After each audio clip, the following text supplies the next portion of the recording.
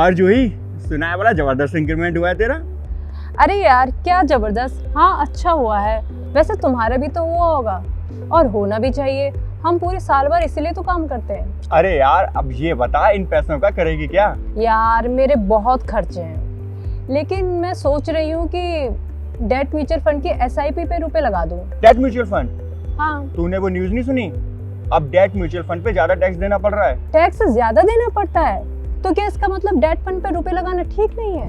Mutual ફંડમાં રોકાણ કરી રહ્યા છો તો માત્ર ટેક્સ ફેક્ટરો જ નહીં પરંતુ રિસ્ક જેવા બીજા ઘણા ફેક્ટર પણ ધ્યાનમાં લેવા જોઈએ. ટેક્સ નિયમોમાં ફેરફાર અને ઇન્ડેક્સેશનનો લાભ બંધ થઈ જવાથી ડેટ મ્યુચ્યુઅલ ફંડનું આકર્ષણ થોડું ઓછું થઈ ગયું છે. જોકે મ્યુચ્યુઅલ ફંડ એક્સપર્ટનું માનવું છે કે ભલે ડેટ ફંડમાં રોકાણ પર લોંગ ટર્મ કેપિટલ ગેઇનનો ફાયદો ન મળે, પરંતુ અત્યારે પણ ડેટ ફંડમાં રોકાણ ફાયદાકારક છે. ડેટ મ્યુચ્યુઅલ ફંડમાં ડાયવર્સિફિકેશનનો ફાયદો મળે છે, જેમાં જોખમ ઓછું હોય છે, જેનું સંચાલન પ્રોફેશનલ રીતે થાય છે અને તેમાં લિક્વિડિટી પણ સરળ હોય છે.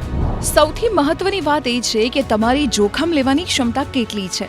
ઇક્વિટી મ્યુચ્યુઅલ ફંડ્સ અને ડેટ મ્યુચ્યુઅલ ફંડ્સ બંનેમાં રિટર્ન એ વાત પર આધાર રાખે છે કે રોકાણકાર કેટલું જોખમ લેવા તૈયાર છે. ડેટ ફંડમાં 3 પ્રકારના જોખમ હોય છે. ક્રેડિટ રિસ્ક એટલે કે મુદ્દલ અને વ્યાજ ચૂકવણીના ડિફોલ્ટનું જોખમ. વ્યાજદર જોખમ એટલે કે વ્યાજદર વધવાથી વધતું જોખમ. લિક્વિડિટી જોખમ એટલે કે ઘણીવાર જરૂર હોય ત્યારે તત્કાલિક પૈસા નીકાળવા શક્ય ના હોય. ડેટ ફંડની વાત કરીએ તો લિક્વિડ અને ઓવરનાઇટ ફંડ્સમાં સૌથી ઓછું ક્રેડિટ રિસ્ક હોય છે. અલ્ટ્રા શોર્ટ ટર્મથી લઈને લોંગ ટર્મ ડ્યુરેશન ફંડ્સમાં સૌથી વધુ ક્રેડિટ રિસ્ક હોય છે.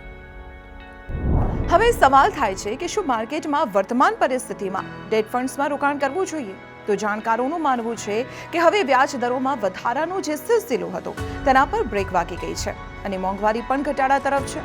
તો હવે yield to maturity એટલે કે YTM વાળા ડેટ ફંડ રોકાણકારોને આકર્ષક રિટર્ન આપી શકે છે, જેનું કારણ એ છે કે બોન્ડની કિંમત વધવાથી બોન્ડ પોર્ટફોલિયોમાં તમે થોડું વધારાનું રિટર્ન મેળવી શકો છો.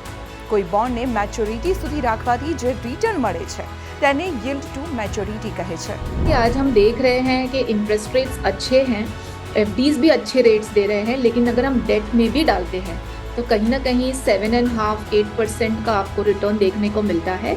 तो अभी जो आपके शॉर्ट टर्म गोल्स हैं जो 1 से 3 साल के अंदर आने वाले हैं, उसमें आप डेफिनेटली डेट फंड का चुनाव कर सकते हैं. आपकी जो गोल्स हैं उस हिसाब से जो अंडरलाइंग जो डेट फंड्स में जो अंडरलाइंग मेच्योरिटी वाले बॉन्ड्स हैं उस हिसाब से आप निवेश करें. जो इंटरेस्ट रेट साइकिल है उस हिसाब से अगर आपका जो गोल है, शादी का गोल है या घर खरीदना है या कंटिजेंसी में रखना है, 1 से 3 साल 4 साल तक का कोई गोल है और एसेट एलोकेशन के हिसाब से अगर आप निवेश करना चाहते हैं तो डेट फंड का चुनाव डेफिनेटली करें. ડેટ મ્યુચ્યુઅલ ફંડ કોર્પોરેટ અને ગવર્મેન્ટ બોન્ડ જેવા મની માર્કેટના સાધનોમાં રોકાણ કરે છે. બોન્ડ એવા સાધન છે જેમાં રોકાણકારોને નિશ્ચિત સમય પર એક ચોક્કસ વ્યાજ એટલે કે કૂપન રેટ મળતું રહે છે અને મેચ્યોરિટી પર મૂડી પાછી મળે છે. જ્યારે બોન્ડ પહેલીવાર એક નિશ્ચિત કિંમત એટલે કે ફેસ વેલ્યુ પર પહોંચે છે ત્યારે કૂપન રેટ એટલે કે વ્યાજ દર નક્કી થઈ જાય છે. જો માર્કેટમાં ક્યારેક વ્યાજ દર આ કૂપન રેટથી નીચે જાય છે તો બોન્ડ વધુ આકર્ષક થઈ જાય છે, કેમ કે બોન્ડ માર્કેટ રેટથી વધુ વ્યાજ આપે છે. તેનું પરિણામ એ આવે છે કે આવા બોન્ડની માંગ વધી જાય છે અને તેની વેલ્યુ પણ વધી જાય છે. બીજી તરફ જ્યારે માર્કેટમાં વ્યાજ દર વધી જાય છે તો બોન્ડ કે પછી અન્ય ફિક્સ્ડ ઇન્કમ સિક્યુરિટીઝની કિંમત ઘટી જાય છે, જેના કારણે આવી સિક્યુરિટીઝ રાખનારા ફિક્સ્ડ ઇન્કમ ફંડની નેટ વેલ્યુ પણ ઘટી જાય છે. હવે જ્યારે એક્સપર્ટ એવું અનુમાન લગાવી રહ્યા છે કે વ્યાજ દરોમાં વધારો નહીં થાય તો તેનો અર્થ એ થાય છે કે હવે ફિક્સ્ડ ઇન્કમ સિક્યુરિટીઝની કિંમતો વધશે અને ફિક્સ્ડ ઇન્કમ ફંડની નેટ એસેટ વેલ્યુ પણ વધી જશે. એટલે કે જ્યારે વ્યાજ દરોમાં ઘટાડો થવા લાગે છે તો રોકાણકારોને પોતાની ફિક્સ્ડ ઇન્કમ ફંડના રોકાણ પર પોઝિટિવ રિટર્ન મળે છે અને બીજી તરફ એટલે કે વ્યાજ દરો વધવાથી તેનું ઊંધું થાય છે, એટલે કે તેમને નુકસાન થાય છે. હવે સવાલ એ થાય છે કે રોકાણકારો માટે ડેટ ફંડમાં કયા વિકલ્પ છે. જો તમે 1 મહિનો કે તેનાથી ઓછા સમયગાળા માટે રોકાણ કરવા માંગો છો તો તમારા માટે ઘણા વિકલ્પ ઉપલબ્ધ છે. તમે કોઈ પણ મ્યુચ્યુઅલ ફંડમાં રોકાણ કરી સારું રિટર્ન મેળવી શકો છો. જો તમે 3 થી 6 મહિનાના હોરાઇઝોન માટે રોકાણ કરવા માંગો છો તો ઘણા મની માર્કેટ ફંડ ઉપલબ્ધ છે. જો તમે 6 મહિનાથી 1 વર્ષના હોરાઇઝોન માટે રોકાણ કરવા ઈચ્છો છો તો ઘણા પ્રકારના શોર્ટ ટર્મ બોન્ડ ફંડ ઉપલબ્ધ છે। अगर आप इक्विटी 100 रुपीज़ को अगर मैं एग्जांपल दूं तो हम इक्विटी में एज के हिसाब से अगर मिडिल एज्ड हैं तो आप आराम से 50-60% डालते हैं, ठीक है। बाकी का 30-40% आप डेट में डालें और उसमें आप गोल्ड में भी थोड़ा बहुत निवेश करें। जैसे हमने देखा टैक्सेशन की वजह से जो चेंजेस आया है, अगर ई गोल्ड ज़्यादा अट्रैक्टिव नहीं लग रहा है because of taxation, sovereign gold bond का भी ऑप्शन अच्छा है। तो इस हिसाब से प्लानिंग करें। इंटरनेशनल फंड्स में अगर आपका इन्वेस्टमेंट है तो देखिए आप 10% तक हैं तो ठीक है, अगर ज़्यादा है तो आप डोमेस्टिक में उसको स्विच कर लें। डोमेस्टिक मार्केट भी अच्छा है, टैक्सेशन बेनिफिट भी वहाँ मिलेगा आपको। तो इन सारी बातों का जैसे हम हमेशा प्लान करते हैं, 100 रुपये हैं आपका हर एक एसेट अलोकेशन का जो पर्पस है टेन्योर के हिसाब से, उसको प्लान करके इक्विटी और डेट का चुनाव करें। જો તમારી જોખમ લેવાની ક્ષમતા થોડી વધુ એટલે કે મોડરેટ મધ્યમ સ્તરની છે તો તમારે PSU debt fund, corporate bond fund, gilt fund અને ડાયનેમિક બોન્ડ ફંડ જેવા વિકલ્પ પસંદ કરવા જોઈએ। ટ્રસ્ટ મ્યુચ્યુઅલ ફંડના પ્રેસિડેન્ટ અને chief business officer Ajay Kumar ગુપ્તાનું કહેવું છે કે રોકાણકાર પોતાની ફિક્સ્ડ ઇન્કમ એસેટનો એક ભાગ ડેટ મ્યુચ્યુઅલ ફંડમાં યોગ્ય જોખમ લઈને રોકી વેલ એડજસ્ટ રિટર્ન મેળવી શકે છે। હવે બેંકોમાં સેવિંગ એકાઉન્ટ પર વ્યાજ દર અચાનક કે વધુ વધવાના તો નથી જ।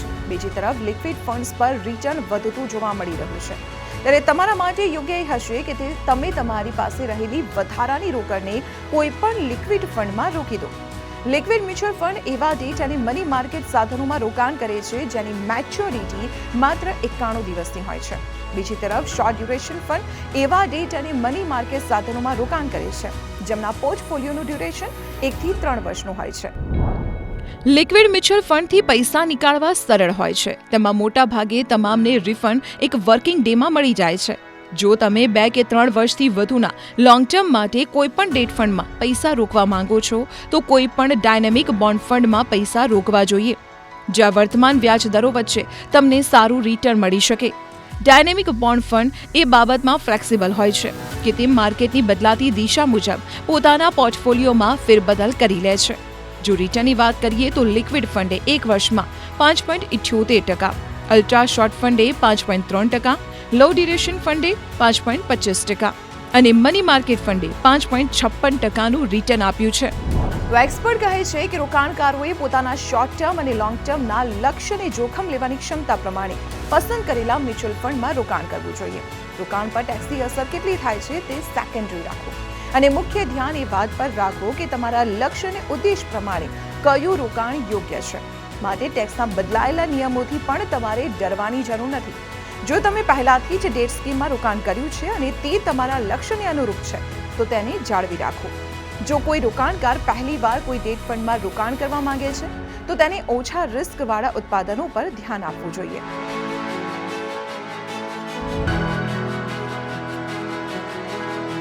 આવા જ ઇન્ટરેસ્ટિંગ વિડીયો જોવા માટે આપ મની9 ગુજરાતીની YouTube ચેનલને સબસ્ક્રાઇબ કરી શકો છો, સાથે જ રેડ આઇકન બટન દબાવજો।